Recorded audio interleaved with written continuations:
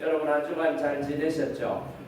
날씨가 조금 따뜻해졌다가 또 비가 오고 또 눈이 오고 해서 기온이 떨어졌는데 이렇게 오늘은 또 좋은 일기 가운데 하나님 앞에 나와서 함께 예배드리는 것이 얼마나 감사한 일인지. 한 주간 동안 여러분은 제가 보고 싶었어요? 안 보고 싶었어요? 안 보고 싶었죠? 저는 여러분 보고 싶었어요.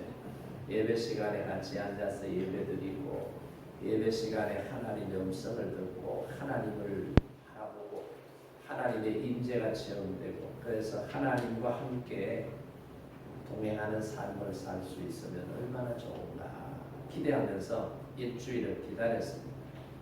우리의 삶 속에 매일같이 사랑하는 사람, 소중한 사람을 바라보며 기다리는 것처럼 하나님을 사랑하고 소망하며 기다리는 저와 여러분의 삶이 되기를 바랍니다. 지난해 일본 이 나리타 공항에서 비행을 마치고 나리타 공항에 착륙하려고 하는 비행기 한 대와 이제 그 공항에서 사람들을 태우고 이제 활주로로 나가서 하늘로 날아오르려고 하는 비행기 한 대가 충돌한 사고가 생겼습니다.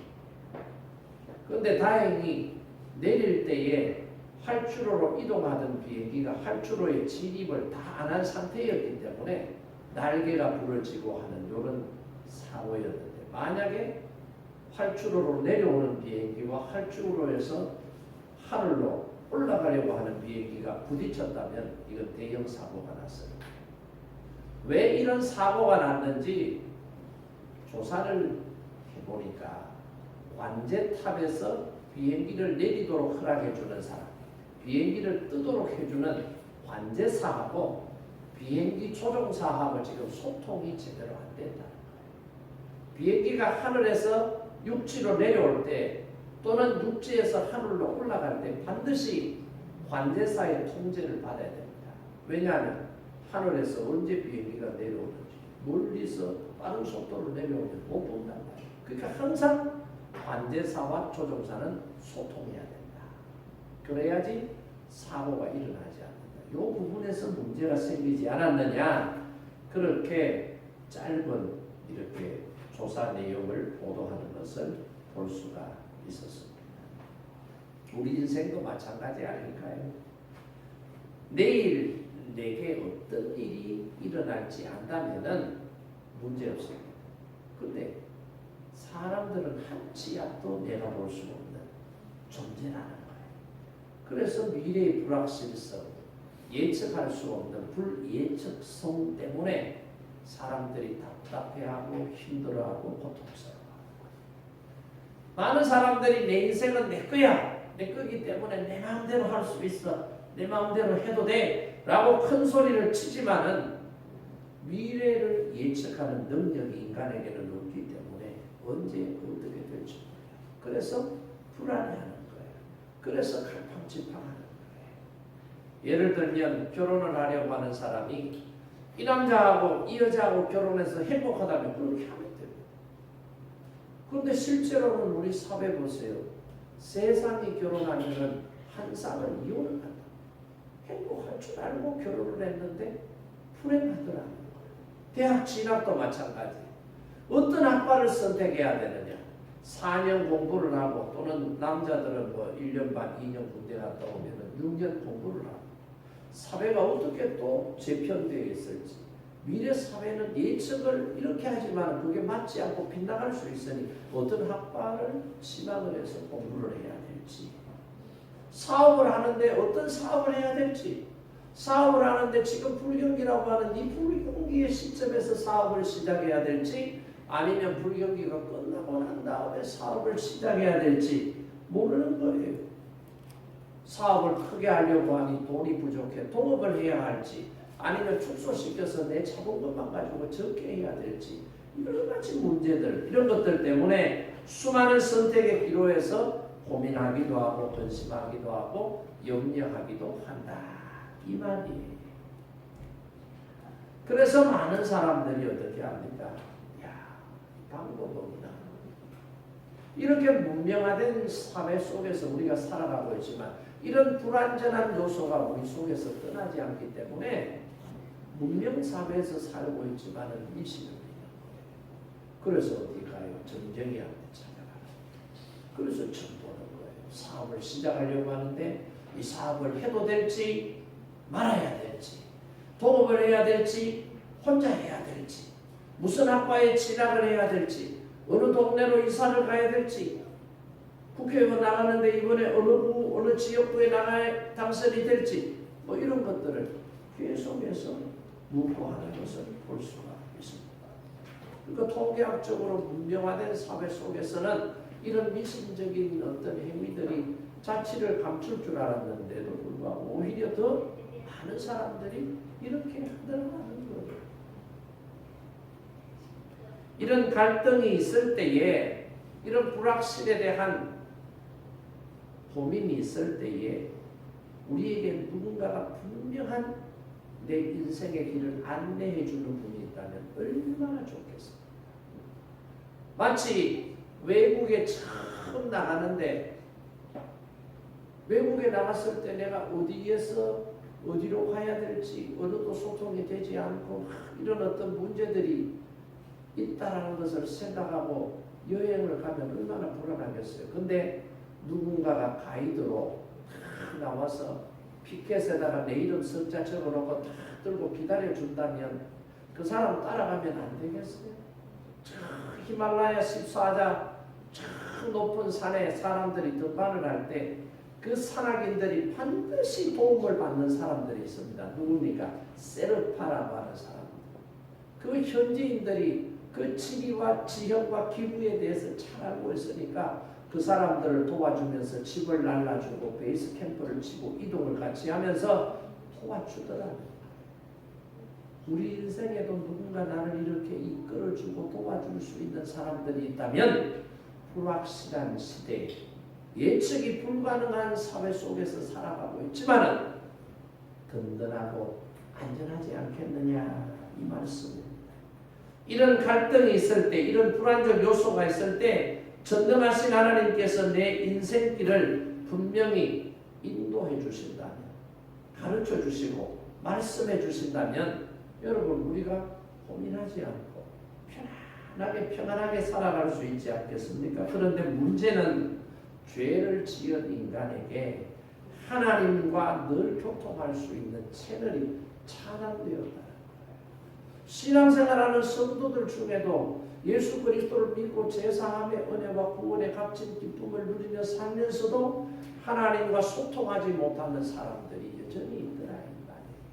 마치 나리타 공항에 내려오는 비행기와 올라가려고 하는 비행기가 이 관제사와 소통이 안 될 때 사고가 난 것처럼 하나님을 믿는 성도이지만 하나님과 소통이 되지 않고 하나님과 단절되어 있는 사람들, 이거 소통되기만 하면 얼마나 감사하고 좋은 일인데, 얼마나 우리가 든든하고 편안하게 살아갈 수 있는데 이게 안 되더라는 거예요. 우리가 신앙생활하면서 하나님으로부터 받은 은혜가 여러분 많잖아요. 그 중에 하나가 뭐예요? 하나님하고 소통하는 거예요. 교제하고 대화하는 거지 않습니까? 근데 인간의 죄성으로 말미암아 이게 단절이 되었어요. 단절된 이 소통의 선을 누가 다시 연결해 주셨어요? 예수 그리스도께서 연결해 주셨어요. 그래서 예수님을 믿으면 하나님과 소통할 수 있다. 이거거든요. 그래서 예수님을 믿고 신앙생활하는 우리에게 이런 큰 은혜를 하나님께서 주셨잖아요. 죄의 문제를 해결해 주셨어요. 하나님과 소통할 수 있는 은혜를 주셨어요. 믿음으로 하나님의 자녀가 되고 하나님과 교제하고 예수 그리스도를 통해서 하나님께서 인도하시는 그 인도함을 받는 어떤 그런 축복의 삶을 살 수 있게 됐어요. 이런 것들이 예수 믿는 성도에게 주어진 하나님의 은혜의 축복이잖아요. 뭐 장차 우리가 죽어서 천국에 가는 것도 축복이지만 이 세상에 사는 동안에 하나님하고 교제하고 소통하고 하나님께서 우리를 인도하시고 그 인도하심에 순종할 때에 승리하고 행복한 인생의 길을 걸어가도록 하나님께서 우리에게 베푸신 이 은혜와 사랑이 여러분 얼마나 큰 것인지 깨닫기를 바랍니다. 이걸 하나님께서는 우리에게 허락하셨어요. 이걸 누리면서 살기를 하나님은 원하고 계십니다. 오늘 본문에 등장하는 주인공 사무엘이 이런 축복을 받아 누리는 삶을 산 사람이었대요. 저와 여러분도 사무엘처럼 하나님하고 교제하고 하나님의 말씀을 듣고 하나님께서 인도하실 때에 그 인도함에 순종하여 푸른 초장 맑은 시냇가와 같은 행복한 인생, 사명자의 길을 걸어가는 은혜가 있기를 주님의 이름으로 축원합니다. 사무엘이 음성을 듣고 부르심을 받았던 때는 오늘 성경에 보니까 영적 암흑이었어요. 하나님께서 그 시대에 살았던 사람들이 하나님과 소통하지 않으려고 우상을 숭배하고 하나님도 겸하여 숨기는 그런 혼란스러운 시대였어요. 그래서 하나님께서 그 백성들에게 말씀하시지 않는 거예요. 말씀하시려고 해도 하나님 말씀을 들을 수 있는 사람들이 없었던 시대에 영적 암흑기였어요. 하나님이 말씀하실 만한 하나님의 사람이 없어 대상이 없어서 말씀하시지 않았어요. 그런데 오늘 본문에 보니까 하나님께서 누구를 부르셨어요? 어린 사무엘을 부르셨다. 사무엘아, 사무엘아. 왜 하나님께서 사무엘을 부르셨을까? 하나님께서 부르시는 사람은 어떤 사람일까? 오늘 여기에 우리가 한번 초점을 맞추어서 하나님께서 부르시는 사람, 하나님께서 야, 말 좀 하자라고 대화하기를 원하셔서 부르시는 사람이 되기를 원합니다. 하나님이 부르시는 사람이 복받은 사람이에요. 어떤 사람을 하나님이 부르시느냐? 영적으로 깨어있는 사람을 하나님이 부르신다. 1절 말씀 보세요. 1절 말씀에 보면 당시의 시대 상황이 잘 반영되어 있습니다. 한 목소리를 한번 읽어봅니다. 아이 사무엘이 엘리 앞에서 여호와를 섬길 때에는 여호와의 말씀이 희귀하여 이상이 흔히 보이지 않았더라. 아멘. 하나님의 말씀이 들리지도 않고 하나님의 이상이 보이지도 않았다. 하나님의 말씀이 희미한 시대였다. 그렇게 말하고 있잖아요. 그러니까 엘리 시대는 하나님의 모습이 보이지도 않고 하나님의 음성이 들리지도 않는 영적으로 깜깜한 시대였다는 것을 말해주고 있습니다. 이때의 아이 사무엘이 엘리 앞에서 하나님을 섬겼다. 사무엘은 아이다. 아이 사무엘이 엘리 앞에서 여호와를 섬길 때 그렇게 되어 있잖아요. 역사가 요세푸스는 아이 사무엘이라고 했을 때 이때 사무엘의 나이가 얼마쯤 되었을까? 약 12살 내지는 13살이다. 요즘 우리식으로 말하면 초등학교 5학년 내지 6학년 정도 된 아이다. 그렇게 말하고 있습니다. 유대인들은 성인식을 몇 살에 하는지 알아요? 지금도 13살이 되면 유대인들은 성인식을 합니다. 그러니까 12살 내지 13살이 되었다라고 하는 것은 당시 유대 풍습으로 봤을 때는 이제 성인식을 치를 성인이 되었다라고 하는 것을 말해주는 거예요. 아이 사무엘이 여호와를 섬길 때 제사장이 누구였느냐? 엘리였다. 나이 많이 든 엘리. 이 엘리에게는 두 아들이 있었어요. 구약시대에는 제사장의 직분이 혈통을 통해서 성계가 되잖아요. 그러니까 엘리 제사장의 두 아들인 홈니와 비나스도 자연히 제사장이었다는 것을 알 수가 있습니다. 그런데 엘리 제사장도 지금 영적으로 어두웠어요. 아들들이 하나님 앞에 바로 서지 못하고 믿음으로 살지 않는 모습들을 듣고 보았음에도 불구하고 아무런 조치를 취하지 않습니다. 그냥 나무래기만 나무래. 야야 그러면 되나? 그러지 마라. 너 왜 하나님 앞에 드린 제물을 제사장의 몫이 따로 있는데 왜 갈고리를 가지고 휘저어서 좋은 걸 건져가지고 먼저 너가 취하느냐? 그러지 마라. 그건 잘못된 거야. 야야 왜 성막에서 수종 들고 있는 여사제들을 왜 너희들이 성추행하고 성폭행하느냐? 그러면 안 된다. 하나님 싫어하신다. 정신 차려라. 얘들아, 하나님을 믿고 하나님께서 함께 하실 때 전쟁에서 승리할 수 있는 거지. 1차 블레셋 전쟁에서 진 것은 우리 백성들이 하나님을 믿고 신뢰하지 않았기 때문에 전쟁에서 진 건데 어째서 너희들은 하나님을 믿지도 않으면서 여호와에게 법궤를 가지고 가면 마치 부적처럼 법궤를 이해하고 블레셋 2차 전쟁에 가지고 가서 법궤를 빼앗겼느냐. 이렇게 아들들의 죄상에 대해서 아버지 엘리가 따끔하게 꾸짖었어요. 첫 번째 뭔가 문제를 생겼을 때 바로 잡았어요. 왜 신앙생활 그렇게 하느냐. 믿음생활 그렇게 하면 안 돼. 정신 차려 이놈들아 라고 꾸짖었어야 되죠. 그런데 그거 안 한 거예요. 이 말하면 아들들이 듣기 싫어하겠지. 좋은 말도 시간이 없어 못하는 판에 듣기 싫은 소리를 뭐 하려고. 다 때가 되면 알아들을 텐데 지들도 생각하는 게 있을 텐데 다 되면 되는데 나중에 정신 차리겠지. 이 생각하다가 결국은 어떻게 해요? 집안이 망하는 거예요. 집안이. 사무엘 보세요. 전쟁터 나갔다가 홈니와 비나하스가 죽었다는 소식 들어요. 법궤도 빼앗겼다는 소식 들어요. 나이 많은 엘리 제사장이 비둔한 몸으로 의자에 앉아있다가 그 소식 듣고 충격받아서 의자에서 자빠라져가 목이 부러져서 죽었거든요. 아들 둘이는 이미 전장터에서 전사를 했어요. 만삭이 되어서 아이를 낳으려고 하던 며느리가 아기를 낳았는데 아기를 낳았어요. 상고 그때 아기를 낳았는데 산 후에 문제가 생겨서 그 아이 낳은 며느리가 자신이 낳은 아들을 보며 이가봇이라고 하는 이름을 짓고는 죽어버립니다. 이 집안이 완전히 박살이 난 거예요. 왜 그런지 아세요? 영적으로 깨어있어야 될 제사장이 깨어있지 못한 거예요. 영적으로 바르게 자식 교육을 해야 되는데 바르게 교육 못한 거예요.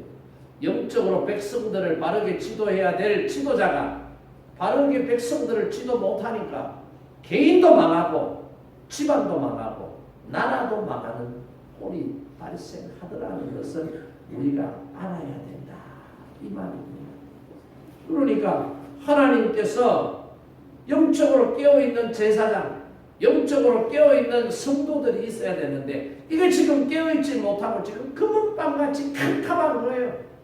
세상의 원리로 세상 사람들이 생각하는 것처럼 넓은 길로 그렇게 그냥 가는 거예요. 편하니까 좋은 게 좋다고 그냥 시류에 따라서 그냥 사는 거예요. 그러니까 하나님께서 어떻게 해요? 말씀을 끊어버린 거예요. 니들하고는 대화하기 싫어. 니들하고는 말해봐야 듣지도 안 하잖아. 하나님께서 말씀을 끊어버린 그 말씀이 이 말씀이 여호와의 말씀이 희귀하여 이상이 흔히 보이지 않았더라. 이 말씀. 영어 성경에 보면 이상이라고 하는 것을 뭘로 번역하느냐? 비전, 열린 비전이다. 그렇게 설명을 하고 있습니다. 하나님의 말씀이 없으니까 하나님이 주시는 비전이 없는 거예요. 원대한 꿈이 없어진 거예요. 미래가 없던 거예요. 하나님이 주시는 비전, 꿈이 없으니까 사람들이 뭘 가져요?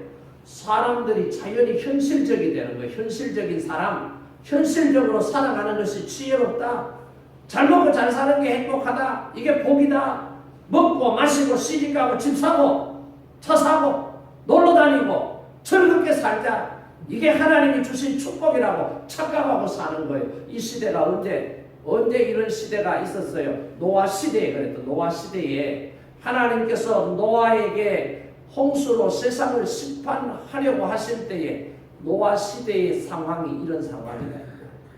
하나님이 주신 비전이 없으니까 현실은 전부 보는 게 현실적인 시각만 가지고 있는 거예요. 눈에 보기 좋은 대로 그냥 하는 거예요. 결국은 어떻게 해요? 심판받는 거예요. 여러분 정신 똑바로 차려야 돼요. 제가 여러분들 보면 참 가슴이 한 게 몇 가지 있습니다. 왜 믿음 생활 하는 거, 이방하는 거 왜 저렇게 하느냐 말이에요. 하나님의 은혜와 축복이 지금 문 앞에 와 있는데 왜 문을 열고 지금 받아들이면 되는데 왜 문을 열지 않고 있는? 문 밖에 서서 두드리고 계신데 문을 안에서 안 열어주니까 못 주는 거예요.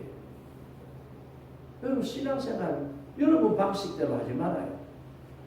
신앙생활은 내 방식대로 하는 게 아니라 하나님의 말씀대로 해야 되는 줄 믿으시기 바랍니다. 아무리 여러분 열심히 여러분 방식대로 해봐요. 그건 네가 보고 지복음이요. 성경에 그런 거 없습니다.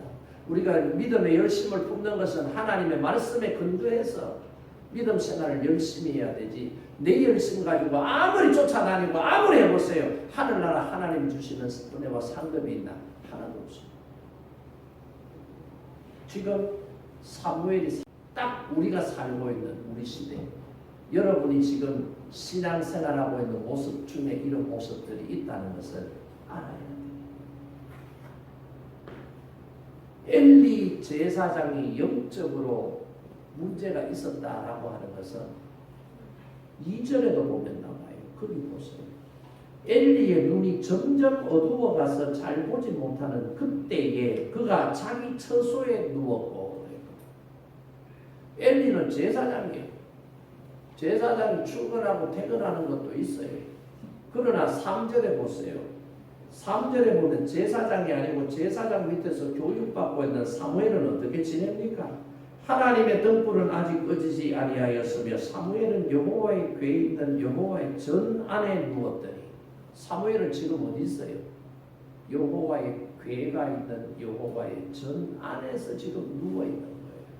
누워 있는데 이 친구가 본이 잠들어서 인사불성이냐? 아니에요. 사무엘아 사무엘아, 자기 처소에 누워서 엘리가 부르는 소리를 자다가도 들을 수 있을 만큼 이 친구는 지금 뭐 한 거예요? 긴장하고 있는 거예요. 잠을 자도 지금 잠자는 게 아니에요. 잠을 자도 지금 잠을 편안히 자는 게 아니라니까. 꼬시락 그러면 그 소리가 탁 들리는 거예요. 이게 뭐예요? 깨어있는 사람의 특징이다. 엘리 제사장은 못 듣는 거예요. 앞에서 말씀드렸던 엘리의 죄가 뭐예요? 자기 자신이 하면 영적으로 문제가 생깁니다. 여호와의 전에 있어야 될 사람이 어디 있어요? 자기 처소에. 하나님께서 부르시는 음성을 들을 수 있어야 되는데 그것도 못해. 원래 제사장의 사명은 뭐예요? 제단에 불을 꺼뜨리면 안 돼요. 성막 안에, 성소 안에, 성전 안에 있는 7 금촉대에다가 불을 지펴야 되는데 그냥 퇴근하고 집에 가버려요. 아들 교육 신앙을 잘 못 시켰어요. 백성들 신앙으로 교육 잘 못 시켰어요. 그러니 하나님께서 이런 제사장과 함께 하시겠느냐 이 말입니다. 안 하신다는 거예요. 여러분 신앙생활하면서 하나님의 음성을 들어요? 여러분 기도하실 때 하나님의 음성을 들어요? 성경 말씀을 묵상하고 설교를 들을 때 하나님께서 여러분의 마음속에, 여러분의 감성 속에 하나님께서 내게 들려주시는 말씀이라는 느낌과 고백이 있습니까? 이게 있어야 돼요. 이게 없다는 건 뭔지 알아요? 영적으로 지금 심각한 상태다. 영적으로. 감기 환자들은 어떻게 해요? 아파 죽는다고 그래요.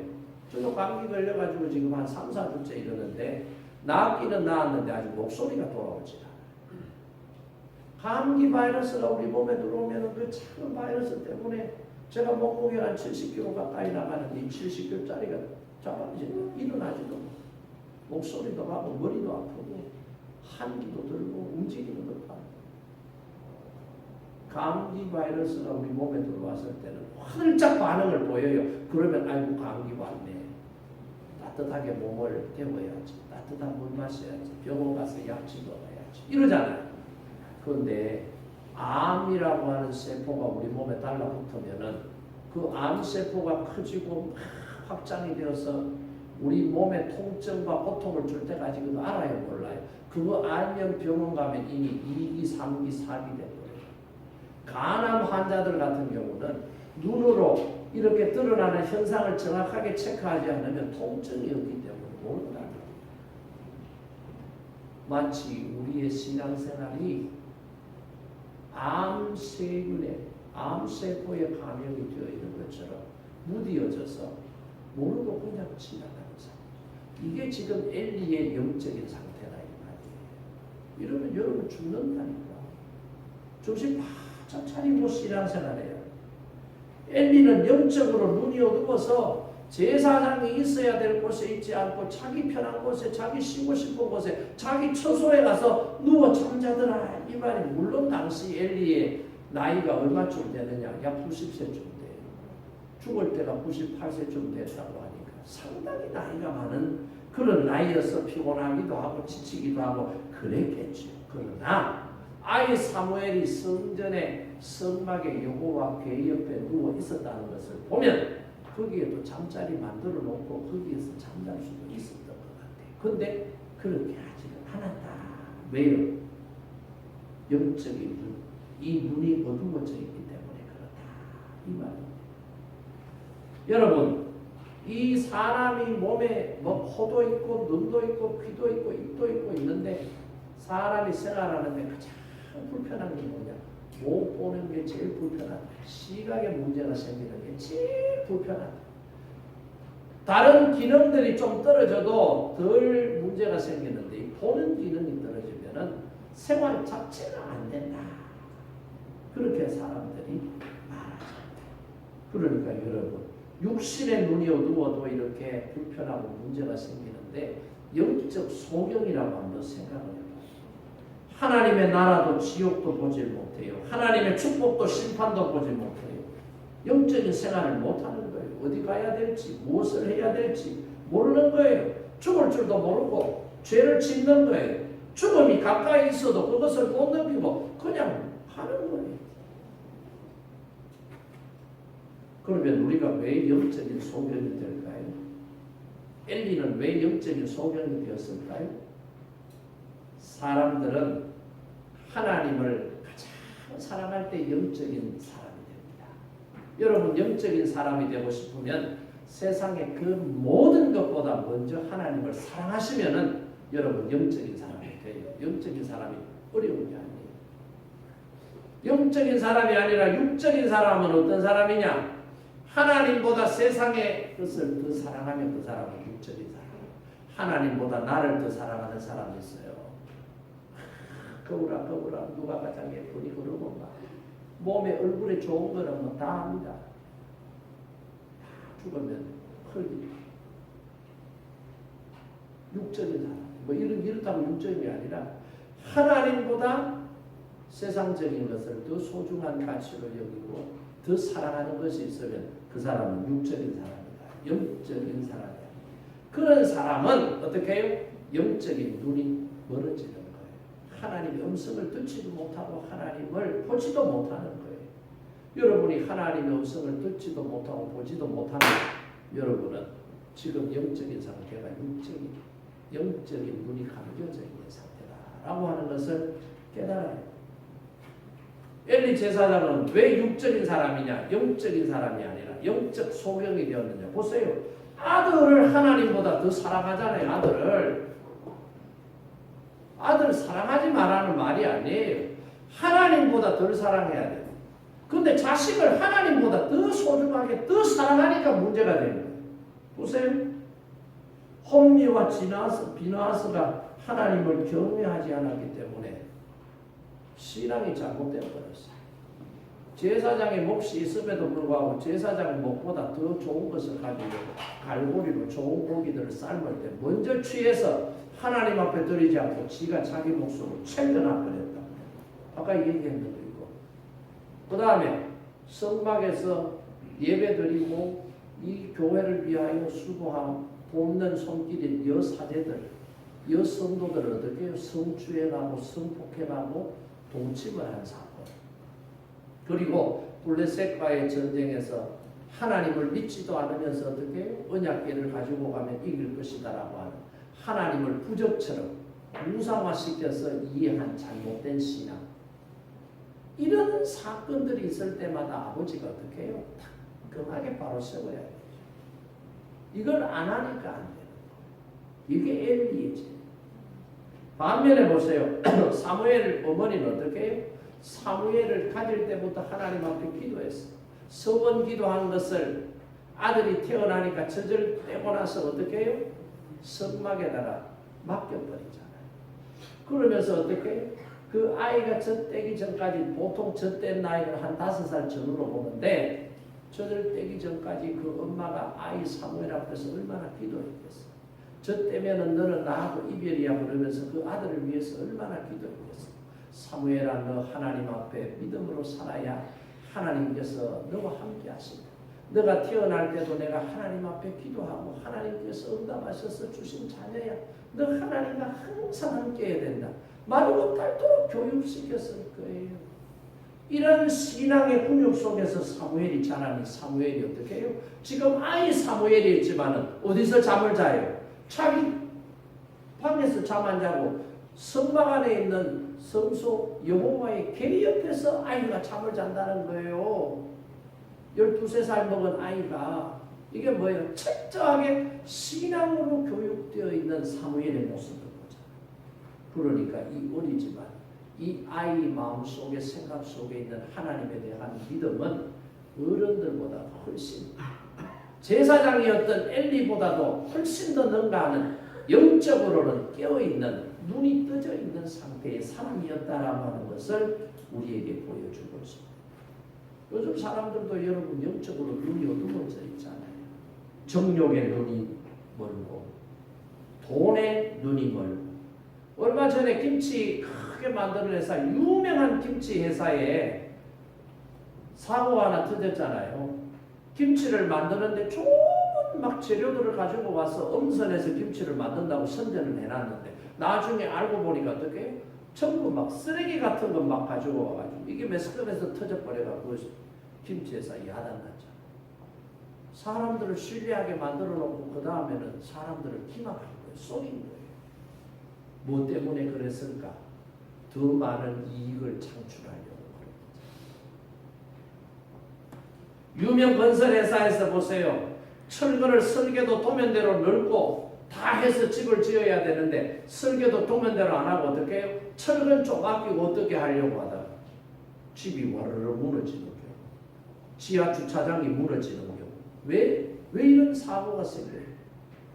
돈 더 벌려고 하는 욕심 때문에 그런 사고들이 생기더라고요. 우리 사회에 보세요. 어른들이 아이들, 어린이를 대상으로 해서 성추행하고 성폭행하는 게 뭐예요?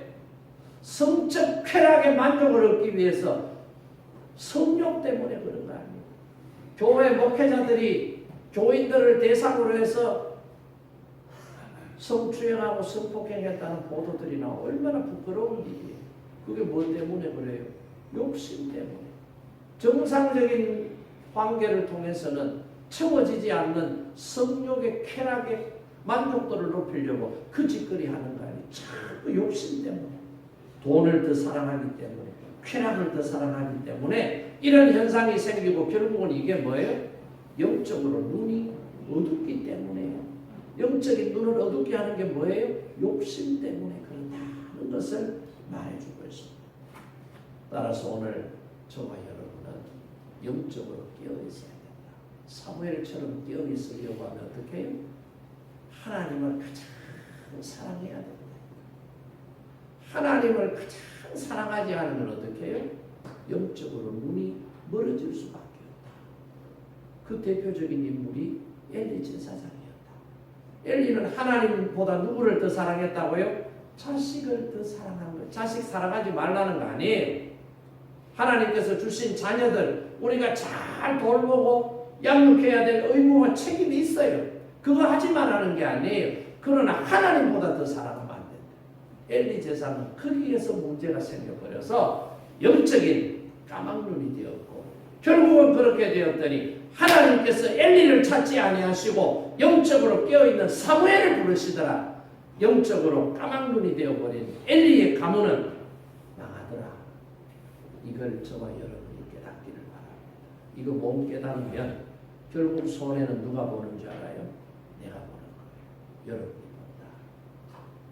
두 번째는 이 사무엘이 영적으로 깨어있었는데 아까도 우리 봤습니다만 3절 말씀을 한번 보세요. 우리 3절 한번 같이 읽어봅니다.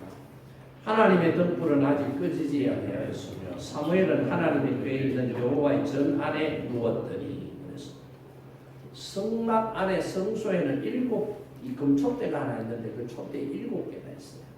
그 촛대마다 불을 밝혀야 되는 거예요. 성전에 불이 꺼지면 안 된다. 이 불이 뭐냐? 이게 뭐 기도의 불이다. 뭐 설명하는 사람도 있고 하나님께서 세상을 비추시는 빛이다. 이렇게 해석하는 분도 있어요. 하여튼 성전의 불을 꺼뜨리면 안 돼. 그러니까 성전의 불은 금촉대의 불을 의미하는데 이 금촉대의 불은 신약으로 넘어오면 성령을 상징합니다.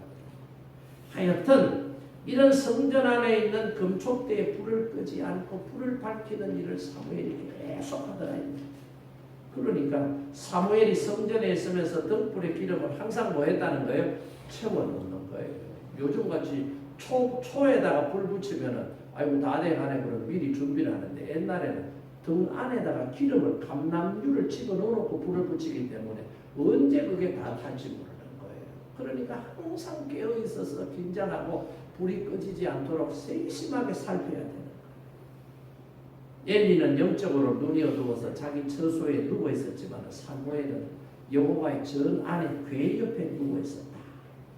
그래서 하나님께서는 하나님을 사랑하는 이 사무엘과 대화하기를 하나님은 원하셨다.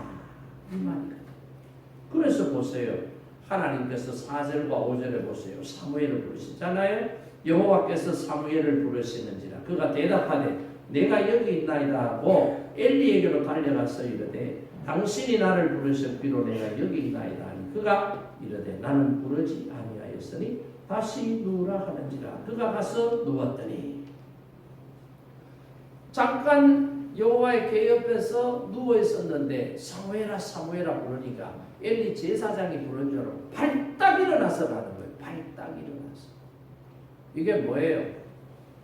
스승이요 제사장이 부르면은 즉시로 가야 된다라는 걸 교육받았고 교육받은 것을 지금 실행에 옮기고 있는 거예요. 우리가 하나님의 자녀로서 하나님의 말씀을 통해서 자녀를 어떻게 살아야 된다라는 것을 배우고 알고 깨달으면 어떻게 돼야 돼요? 사무엘과 같은 하나님이 말씀하시면 팔딱 일어나서 가야 되는 거예요. 부르시면 하나님 부르셨습니까? 하나님께서 하라고 하면은 하기 싫어도 예 하겠습니다. 하고 싶어도 하지 말라고 하시면은 예 포기하겠습니다.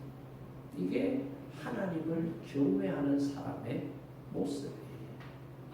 이게 사무엘에게는 있었다 이 말이에요.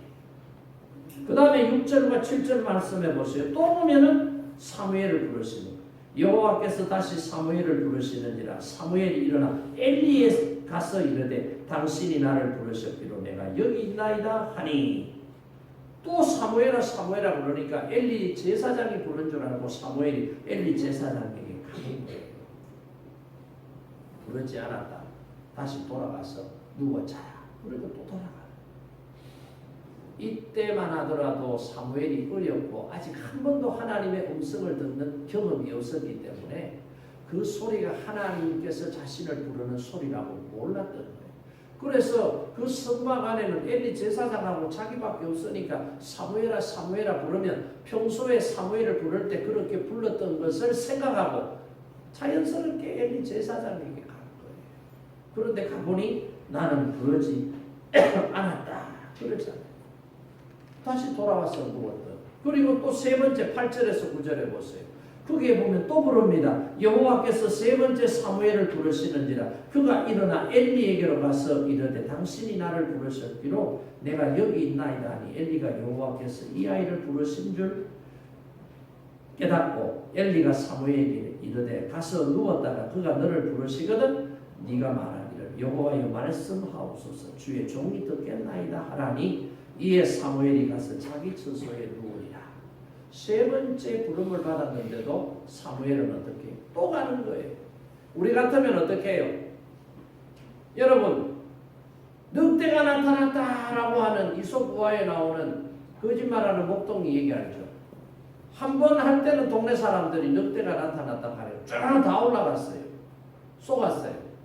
두 번째 늑대가 나타났다 했을 때도 동네 사람들이 그 목동의 말을 신뢰하고 늑대 쫓아내야지 하면서 올라갔어요. 근데 가보니까 또 거짓말 장난쳤어. 세 번째 목동이 진짜 늑대가 나타났을 때 늑대가 나타났어요 했을 때 동네 사람들이 뭐라 그래? 저놈의 자식도 우리 또 놀리려고 거짓말하는 거야. 이번에는 안 쏘가 안 가. 안 갔어. 이 사무엘을 보세요. 2번이나 갔는데 안 불렀다고. 세 번째 또 사무엘아 사무엘아 그러면 아이고 아까도 가니까 안 불렀다고 그러던데 2번씩이나 안 불렀다고 그러는데 내가 뭐 잘못 들었겠지. 그러면서 그냥 그 자리에 잠자서 잠잘 수도 있었어. 그런데 사무엘은 어떻게 해요? 사무엘아 사무엘아 그러니까 세 번째도 간 거예요. 가니까 안 불렀다는 거예요. 그제서야 엘리 제사장도 아하 얘가 지금 잠꼬대 하는 게 아니라 뭘 잘못 들은 게 아니라 하나님께서 지금 사무엘을 부르시고 계시는구나. 얘는 아직 하나님의 부르심을 경험하지 못했으니 가르쳐 줘야 되겠다라고 해서 엘리 제사장이 사무엘에게 다시 부르면은 하나님께서 너를 부르셨으니까 너가 이렇게 대답해라. 여호와여 말씀하옵소서 주의 종이 듣겠나이다. 그러면 하나님께서 너에게 말할 거야. 말씀하실 거야. 주의 종이 듣겠나이다. 이 말은 뭐예요? 하나님이 말씀하시면 어떤 말씀이라도 그 말씀에 제가 순종하겠습니다. 그 의미가 담겨져 있거든. 그러니까 하나님께서 하시기를 원하시는 사람은 어떤 사람이다? 순종하려고 하는 사람이다. 아무리 좋은 것을 들어도 행동으로 실천 안 하는 사람. 그래서 우리 옛말에 이런 속담이 있어요. 구슬이 3마리라도 깨지 않으면 보석이 안 되는 거예요. 목걸이가 안 되는 거예요. 보물이 안 되는 거예요. 하나님의 말씀이 아무리 우리에게 유익하고 좋은 말씀이라 할지라도 여러분이 그 말씀을 듣고 믿음으로 순종하지 않으면 그 말씀은 여러분하고 아무 상관이 없는 말씀. 무슨 말씀인지 이해가 되죠? 그러니까 사무엘은 어떻게 해요? 하나님 말씀하십시오. 듣겠나이다. 하나님이 제게 말씀하시면 그 말씀을 제가 순종하겠습니다. 이게 돼야 하나님께서 부르신다. 나하고 이 얘기 좀 하자. 영적으로 칠흑같이 깜깜한 시대에 암흑기에 하나님을 버리고 우상을 숭배하고 하나님을 음술히 여기는 그 백성들 가운데서 하나님이 얼마나 답답하셨겠어요. 말하고 싶었겠어요. 그런데 말할 상대가 없어. 말할 상대를 찾다 보니까 딱 한 사람이 있는. 그 사람은 제사장도 아니에요. 그 사람은 나이가 장성한 사람도 아니에요. 그 사람은 어떤 사람이에요? 어린 사람이었어요. 그러나 하나님을 세상 그 어떤 것보다도 사랑하는 사람. 그래서 영적으로 깨어있는 사람이었어요. 그 사람은 하나님이 말씀하시면은 하나님께서 어떤 말씀을 하셔도 제가 그 말씀에 순종하겠나이다라고 하는 믿음의 고백을 가진 사람이었어요. 이런 사람에게 하나님께서는 뭐 하신다? 말씀하시더라 이 말이에요. 여러분 전에도 제가 말씀드린 적이 있죠. 얼마 전에 죽었던 베네딕토 16세 독일 출신의 교의학자 본명은 라칭거라고 하는 사람. 이 사람이 교황이 되었어요. 교황이 되어서 바티칸에 있는 성 베드로 성당 안에서 생활을 하고 세계에 흩어져 있는 12억 가톨릭 신도들을 다 이렇게 다스리는 수장보사. 그런데 이 사람이 교황청에 들어가서 교황으로서 사역을 하다 보니 그 안에 문제가 있는 것을 깨닫게 돼요. 왜? 그 안에는 사제들이 많아. 그 사제들이 어린 미소년들을 성추행한 사건이 있어요. 그리고 금융과 관계된 부분에 있어서 부정한 부분들이 또 있는 것을 이 사람이 알아요. 그런데 이걸 터뜨리려고 하니까 이게 너무 문제가 커져서 일파만파가 되면은 결국은 로마 가톨릭 교회에 타격이 올 것이다라는 생각을 가지고 이걸 조사도 못하고 그냥 묻어버리려고 해요. 그런데 기자 몇 사람이 집요하게 이 문제를 파고드는 거예요. 그래서 이 라칭거가 베네딕토 16세 교황이 고민을 하면서 문제를 풀려고 하는데 자기 생각대로 안 돼서 그 문제를 그냥 묻어버리는 거예요. 없었던 것처럼 거짓말해버리는 거예요. 그랬더니 생긴 문제가 뭐라고 해요? 하나님께서 전에는 자기가 기도할 때 하나님께서 응답을 해주셨는데 응답을 안 해주신다는 거예요. 응답을 안 해주신다는 거예요. 그래서 라칭거가 자기의 정치적 정적 관계에 있었던 배우 글리르코라고 하는 지금 프란체스코 교황 이 사람을 부릅니다. 불러서 이야기를 좀 하자고 해요.